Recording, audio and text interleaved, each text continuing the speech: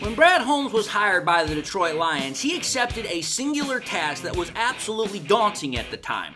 But now, 4 years removed, we have to ask ourselves the question, has Brad Holmes accomplished the mission to build a Super Bowl roster for the Lions? We're going to talk about it, so stay tuned. What are we? What makes us what we are and what we're going to be? It's grit. It's what we started with last year, guys. Doesn't matter if you have one ass cheek and 3 toes. I will beat your ass. Can definitely compete with the big dogs. 10-5 end zone touchdown Detroit Lions. You guys are unbelievable, man. I'm telling you. We are driven by Detroit. Hello, Detroit Lions fans, and welcome on back to yet another episode of MCM Motor City Mania. I'm your host, David T. Pike, and as always, we're diving on in. My friends, for today's episode, what we're going to be doing is we're going to, in essence, have a roster breakdown episode. Obviously, we already know the final roster, in essence, has been out kind of for like a day or so now.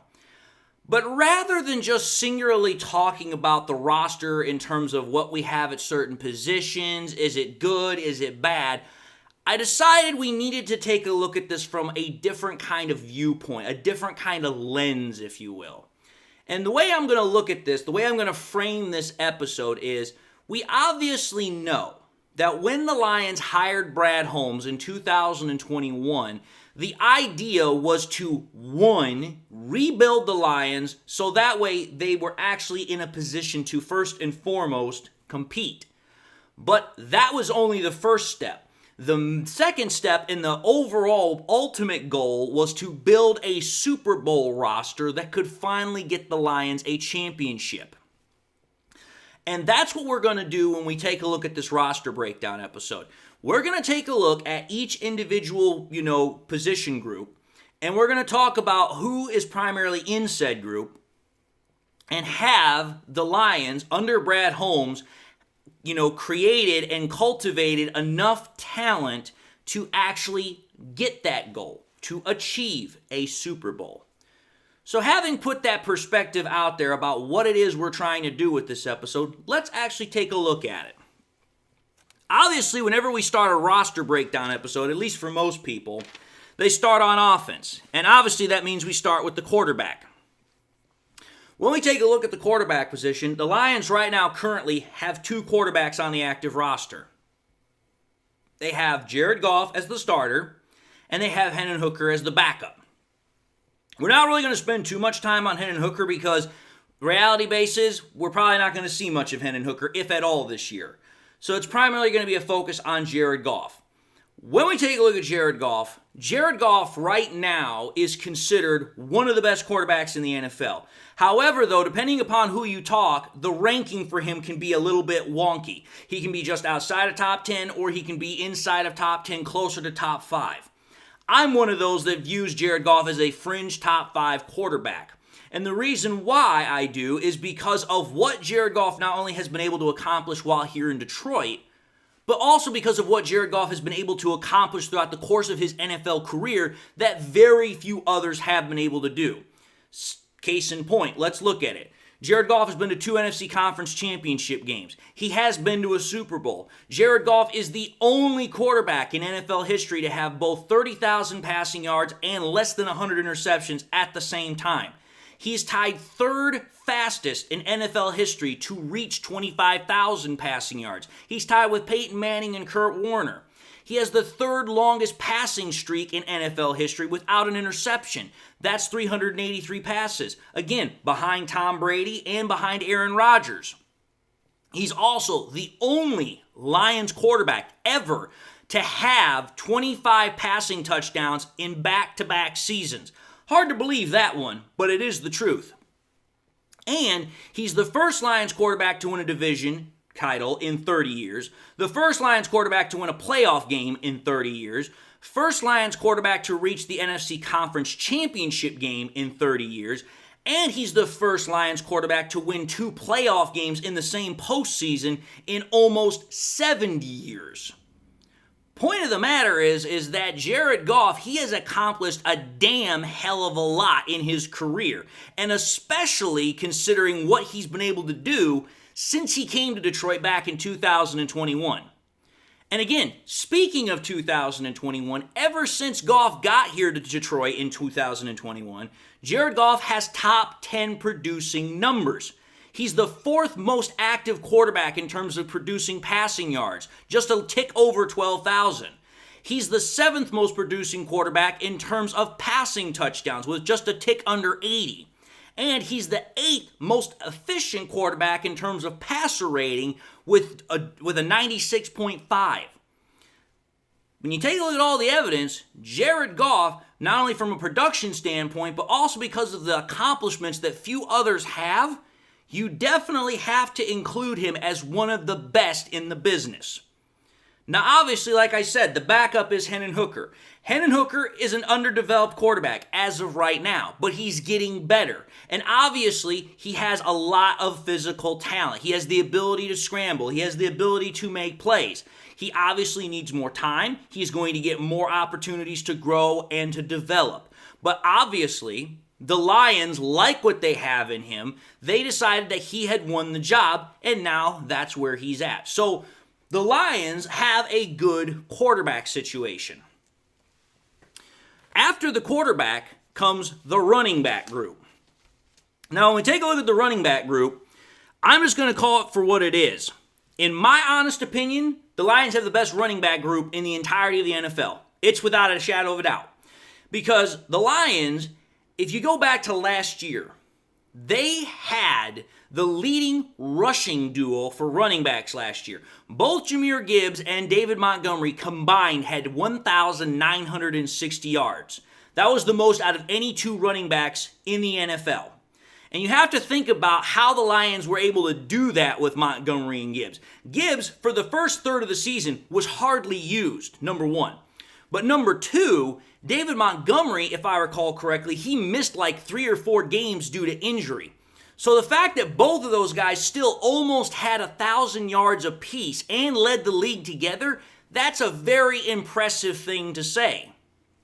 But also on top of that, when you talk about Jahmyr Gibbs and you talk about David Montgomery, they're a perfect complementary duo together. Jahmyr Gibbs is the guy that has the speed, the agility. He also has a receiving prowess to where it's like, hey, anytime the ball is in his hands, there's a chance where he can make a magnificent play. He can take it to the house. Whereas with Montgomery, he's more of the power back. He's the steady back. He's the guy, you put the ball in his hands, he can pick up 4 or 5 yards almost every single time you give him the ball. He's reliable. He's consistent. But he also has the capability to, again, pop off a big one every so now and again. Whether it's, a 10-yard, 20-yard gain, or, as we saw a couple of times last year, take it all the way to the house. But the point of the matter is, they complement each other very freaking well. And then the Lions obviously have other guys like Craig Reynolds and Sione Vaki. These are guys that, hey, you know what? While they're not starting level talent, they still have the ability to do exactly what you need them to do. And realistically, Craig Reynolds is kind of very much close to what David Montgomery can do, and Sione Vaki is very close to what Jahmyr Gibbs can do. It's a pretty good, perfect setup. After you take a look at the running back group, which I think is the best in the NFL, and the quarterback group being a fringe top 5 group because of Jared Goff, we then get to the wide receiver group. Now, the wide receiver group, I'm going to admit, right now it's been one of those positions, especially ever since this offseason, that it's not quite where we would like it to be, if we're being 100% totally honest with ourselves here. Currently, the Lions only have 4 wide receivers on the active roster, and I fully 100% expect that to change soon, especially with the practice signings, because the Lions just brought in 3 massive wide receivers, and it's almost guaranteed that one of those 3 guys is going to become the next X wide receiver. Whether it's Donovan Peoples-Jones, whether it's Allen Robinson, whether it's Tim Patrick. But that remains yet to be seen. So what do we have currently with the active roster? Well, obviously we already know the first 2 guys. Amon-Ra St. Brown, easily top 10 wide receiver. Could make an argument for top 5. He's a guy that can do virtually anything and everything you want. He is very good with over-the-middle passes. He's good intermediate. He's good short. He is a yak machine. He is about as reliable as they come because his hands are they're made of glue. The guy can catch virtually almost anything. He rarely, if ever, drops passes. Then you have Jameson Williams. Jameson Williams hasn't produced a whole lot to this point. But from what we've seen of him in camp, what we know what he's been doing in camp from reports, highlights, and everything else, this guy is the top breakout candidate for the Detroit Lions this year, and it looks like he is primed to have a massive breakout. Like, I'm telling you, it would not at all surprise me if Jameson Williams, if things are the way I think they're going to go, he could have a 1,000-yard season because that's how much I think the Lions are truly going to use him from a weapon standpoint. Then we have Khalif Raymond. Khalif Raymond, again, a very steady, a very reliable receiver. For the last 2 years, he's gotten 600 receiving yards for the Lions. And again, that is about as steady and reliable as you can possibly make it. And he's a great punt return option for the Lions. So again, he is a guy that can do a lot of different things for the Detroit Lions. So he is a guy that can fit multiple roles. Now, the new guy to this group is obviously Isaiah Williams. And this is a guy that I have followed through training camp, and I'm going to say it right now. This guy absolutely deserved to make it to the roster. As an undrafted free agent, he was the best wide receiver that the Lions saw over the course of the preseason. And this is a guy that obviously has a chip on his shoulder. He has a fire. He wants to prove people wrong. So this is a guy that definitely fits in with the Detroit Lions mindset, the Dan Campbell grit mindset. He's just perfect for what the Lions are looking for.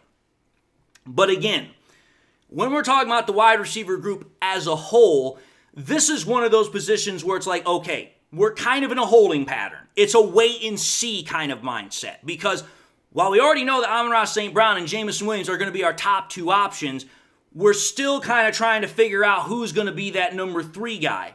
Obviously, Dan Campbell said that Khalif Raymond can hold down the fort, but that, in my opinion, is just a short-term, kind of like filler status. They obviously want one of those 3 guys they signed to the practice squad to actually fill that role and let Khalif Raymond focus more on special teams.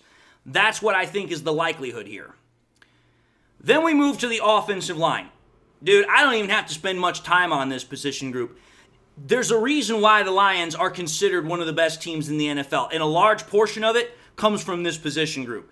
The Lions' offensive line is quite literally the only elite offensive line in the NFL. It is an echelon all of itself. You take a look at that offensive line that the Lions have as the starters. It is a group that has 4 first-round draft picks on it. The only non-first-round draft pick that the Lions have is Graham Glasgow. Every single buddy else is a first-round draft pick.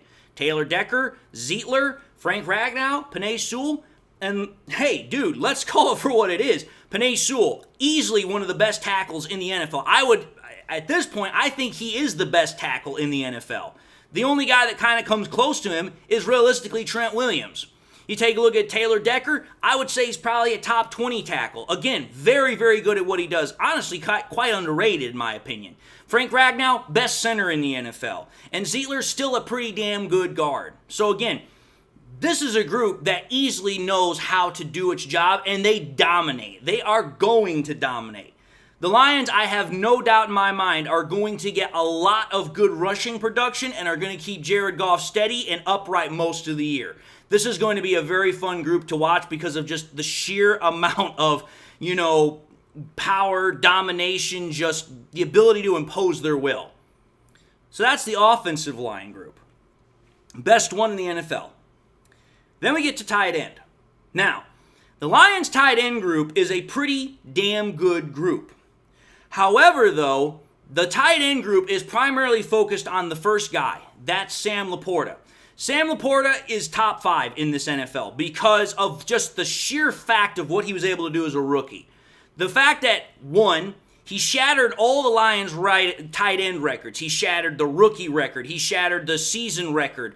This is something that, for Lions fans, instantly got them captivated with Sam Laporta. This guy fights for every single yard that he has, absolutely just, burst onto the scene.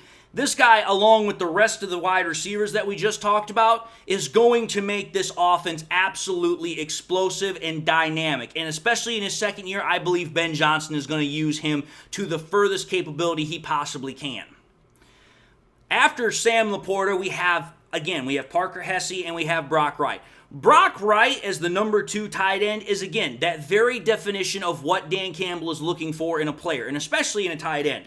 Dependable, reliable. But where Brock Wright differs from Sam Laporta is he's a blocking tight end. This is a guy that, hey, you know what? He does a lot of the dirty work, but he does the dirty work very well. He is one of the better tight ends that can block in the NFL, but at the same time, he can also be a receiving threat. I kind of call him Dan Campbell 2.0 because he's a little bit better than Dan Campbell used to be in terms of receiving the ball, but he is still that blocking tight end, and that's why I call him that.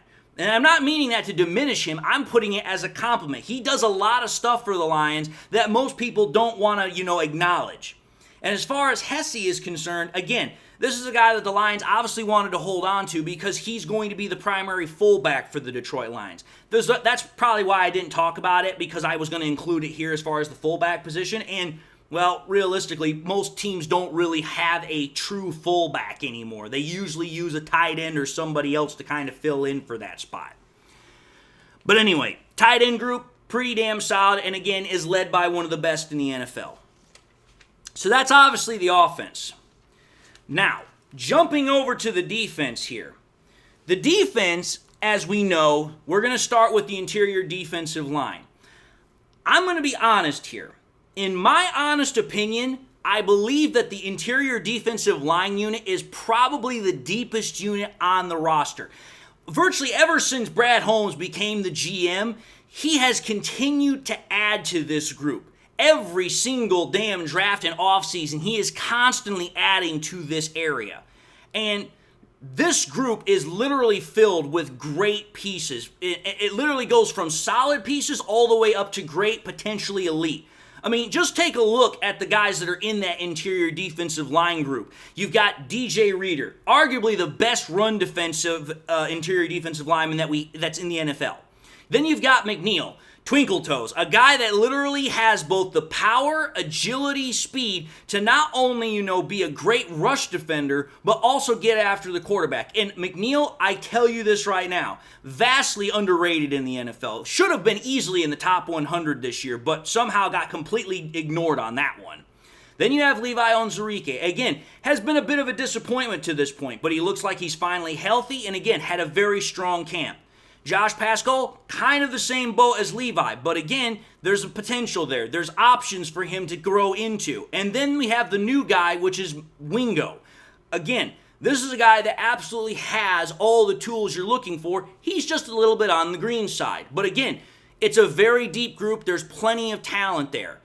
And let's consider what this group did last year. Now, I know it's not just them that actually did this on by themselves, but they're a huge part of it. This is the group that helped that Lions defense to have the second best rush defense last year. What you have in this group, when you go through all the names I just mentioned, Reader, McNeil, Levi, Paschal, Wingo, you have a great combination of size, speed, versatility, and strength. These are guys that can play virtually almost anywhere on the defensive line for some of them, but for the majority of them, they easily can plug into a lot of different positions and they can do a lot of varying things to help that line unit out. So again, that's why I say that the defensive line unit is probably the deepest unit that we have. When we move off of the interior defensive line, and then we get to the edge group, I'm going to tell you this right now. This is the only position group that I think is truly a trouble spot for the Lions. It's probably the weakest position group on the Lions right now, and that makes it dangerous, especially because, one, the Lions truly only have 3 edge rushers on their roster. That's the truth, and that's the honest truth. The only 3 edge rushers that we have are Hutch, Davenport, and Houston. We obviously know Levi and Paschal, they can also kind of bump out onto the edge. We've heard that for Levi over the course of this offseason. We've seen Paschal do it in college and a couple of times over the course of his short career so far. But realistically, Hutch, Davenport, and Houston are going to be the guys that primary line up out at edge rusher. And outside of all those guys, the only other guy that we realistically have on the practice squad is Ukwu. Now, Ukwu is a guy that I expect is going to continue to develop and grow. But as of right now, he's not on the active roster.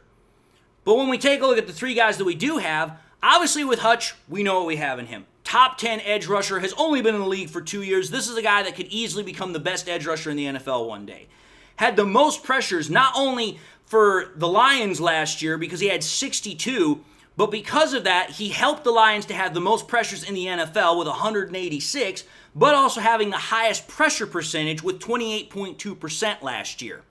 And last year, Hutch was just outside of the top 10 in terms of individual sacks. He had 11 and a half, and he was tied for 12th overall in the entirety of the league. Hutchinson is easily one of the best edge rushers in the NFL. A great pass rusher, great in rush defense, also has shown an ability to drop into coverage and get in interceptions. That's awesome. Beautiful, love it, no doubt about his talent. But when it comes to the other two, which is Davenport and Houston, Davenport, we obviously know. He's athletic, he's physically gifted, and he can be disruptive as an edge rusher. The problem with him is that he's never been able to stay fully healthy for very long. And when we're talking about a Super Bowl season, that is a massive problem. And that's why that is one of the major issues with this position. When we talk about James Houston absolutely has exceptional pass rushing skills, and he has a rare ability to bend around the corner and get to the quarterback. That is one of the things that makes him absolutely awesome at his ability to be a pass rusher. But the problem is that he's only good in certain situations, and he's not really good in run defense, and he's not good in coverage. So realistically, as everybody already knows this offseason, as has been said by Dan Campbell and a lot of others, he's an exceptional one-trick pony. And that right there is where we're at with the edge rushing position. The edge rushing position, while it has talent, the talent is got a lot of it's got a lot of provisos attached to it, especially when we're talking about Davenport and Houston. So that is something that is very concerning when we're talking about the overall scope of this roster. After the edge group, we move to the linebacking core. The linebacking core, the best way I can describe it is overall, it's a decently solid group. It's not exactly the best, but it's certainly hell not the worst. Obviously, we already know that Alex Anzalone, he's the leader of that group. He's both, again, reliable and consistent. He's better in coverage, in my honest opinion. He's a pretty damn good coverage linebacker, but he also can get the job done as a run defender. And like I said, he's the leader of the group. He is the captain of the defense. Then you have Jack Campbell. Jack Campbell was a pretty damn good run defender last year, but he was pretty bad in coverage. But this year, behind Jamison Williams, I would say he is the next biggest guy to have a breakout season because he had an excellent camp. He got a lot of raves from Aaron Glenn and the positional coach. He's definitely looking like he's playing more fluid when we've been hearing about the reports coming out of camp. And then after that, you have Derek Barnes. Barnes, again, he's okay, and he can at times show tremendous instincts. But he can also be prone to mental mistakes and I'm not really going to go too far into it, but we have seen him at times make mistakes, and it's just like, ugh. Outside of those three guys, we obviously have Rodrigo and we have Jalen Reeves-Maybin. Rodrigo is a guy that I expect is going to rotate in and out of this group quite a bit throughout the year. But again, the main three guys are Anzalone, Campbell, and Barnes. But Rodrigo, he's definitely still got a spot in that linebacking room. Plus, on top of that, he's also played a little bit at fullback. So this is a guy that I believe has a definite role here on the Lions, and this is a guy that loves to get to, be a hitter. He has no problem sticking his nose in the middle of a pile and making tackles. Absolutely love Rodrigo.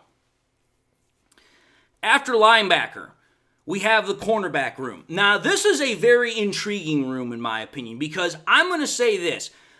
The cornerback room, I think, is Holmes' crown jewel of this offseason. Because take a look at that room. It is completely revamped from top to damn bottom. There is virtually nobody on this room that was there from last year. The only exception would realistically be Vildor. Maybe Dorsey as well, but still. You take a look at the four guys that are the primary starters this year. Terrion Arnold, we drafted him. Carlton Davis, traded for him. Rakestraw, drafted him. Robertson, freaking signed him in free agency. And you take a look at what all those guys are known for, what they bring to the table. Arnold, considered the best cornerback in the draft, in my opinion, and probably in a lot of other people's opinion. Davis, a very savvy, very solid, very good veteran. Rakestraw, a physical cornerback that has no problem jamming guys, but he's also very smart. and showed it both in camp and during the preseason games. And Amik Robertson, this guy's feisty as hell. This guy is physical, and he plays a lot bigger than what his listed size is. So what you have is a group that has no problem getting into people's faces and letting them know, hey, you're entering in our territory, you have to pay. And there's already a great chemistry within this group. But I'm going to say this right now. This group, the cornerback group, it has massive potential. It has a lot of opportunity to really make a huge difference this year. But with that massive potential comes tremendous pressure and expectations. The best way I can talk about this group, other than the fact that it's Holmes' crown jewel because of all the work he put into it, I'm going to say this right now. The cornerback group, I think, is the linchpin of the Lions' ability to make a Super Bowl run. And the reason why I'm saying that is because you take a look at last year when we made it all the way to the conference championship game. The Lions' offense, for lack of a better phrase, they carried the Lions' defense all the way to the conference championship game. That was literally how it happened. The Lions had a great rush defense, but we constantly were getting shredded through the air because our cornerbacks were absolutely horrendous last year. And freaking, what happened when we got to the conference championship game? We already know. First half, everything looked great. But that second half, freaking Brock Purdy was shredding us and destroying us. Offense obviously took a nap too, but it was like, listen, we were up 24-7 at the halftime. If the defense could have just continued to hold out and the offense, even though it only scored 7 points in the second half, we should have been able to win that game. But again, I'm not going to go over that too much. Obviously, the second to last group is the safety group. Safety group, excellent room. Really great room. It has immense flexibility. It has immense versatility. Again, we obviously have, Brian Branch. I think this guy's a future All-Pro. This is a guy that literally has the ability to play, a slot cornerback. He has the ability to play nickel. He has the ability to do a whole hell of a lot for the Lions. He's very, very good in multiple different capacities. Kirby Joseph, guy is just a turnover machine. Has always had a nose for finding the ball, especially for interceptions. Ife Melifonwu, a bit of a late bloomer for the Lions, but came on late in 2023, and he's shown good progress. Obviously, right now, we're kind of concerned with what his injury status is, but definitely looks like this guy is going to be someone that's going to be solid for us. And when we take a look at Brandon Joseph and Strickland, these guys are both good, solid depth pieces. And with Strickland, he's also great at special teams. Again, pretty damn good group. And then we finally get to the last group, which is obviously the specialists. Not really going to speak too much on the long snapper, which is Hatton. Pretty much irrelevant in my opinion, but he just snaps the ball and he's supposed to cover in return. So not really too much I'm going to talk about on that one. But when we talk about Jake Bates and we talk about Jack Fox, two guys that absolutely know how to kick the hell out of a football, number one. But at the same time, Jack Fox is, in my opinion, the best punter in the league. Hands down. And when you take a look at Jake Bates, this is a guy that while he's still kind of, figuring himself out going into the NFL, this is a guy that has shown that, hey, knows how to get the ball out from 50 plus, 60 plus without a problem. And he's a weapon that the Lions can use to, help them win games that are very close and very tight when last year, instead of kicking field goals, we were constantly going for it on fourth down. So again, very good to have a solid kicker who also can kick from long range. So looking at the entirety of the roster, has Brad Holmes built a Super Bowl roster? I'm going to answer this question, and it might sound a little bit weird. I believe that the talent that the Lions have on the roster is definitely Super Bowl worthy. I believe that the Lions have that talent to win it all.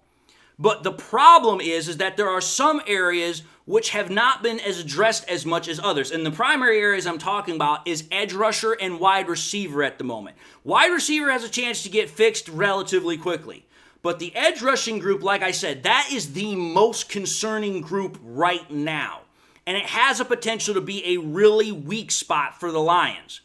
But Brad Holmes is shown to be able to react relatively quickly when there's a problem with the situation. And I believe that's why he brought in Uku. I believe that the Lions also have other options if for whatever reason they have to make emergency moves.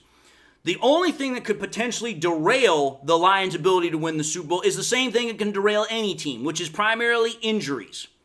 And I believe that Holmes is going to continue to have a watchful eye on the roster to make sure he can find the talent whenever and wherever he has to ensure the Lions can get to the Super Bowl. So has Holmes accomplished the mission? He has accomplished the mission in terms of building the roster, but he hasn't accomplished it yet in terms of actually hoisting the Lombardi Trophy. That's something that we still have to wait a couple of months to see if we can do. But anyway, folks, I know this was a long episode, a lot of conversation, a lot of talk, but that's what happens when you have a roster breakdown. Having said all that, I'm going to end this episode and say thank you all for watching another episode of MCM Motor City Mania. If you like what you saw, by all means, highly encourage y'all to watch the next episode, and I also encourage y'all to please like, comment, and subscribe. If you subscribed in the past and you forgot to do so at the time, or you just subscribed and you now had a chance to do so, again, want to highly encourage y'all to subscribe, but also I want to encourage y'all, hit that bell notification icon at the bottom of the page as well. Also want to please make sure you share this content as well. Share it anywhere and everywhere you can. Share it on YouTube, share it on Twitter, share it on Facebook, share it with your Lions friends and family members. The more we can share it, the greater the channel grows, the greater the channel spreads. And with that being said, I just want to wish everybody the best possible day you can. I hope you all got something in your life that makes you happy, makes you smile, and I hope you enjoyed the content. God bless, and until the next time we meet, I'll see you all in the next episode.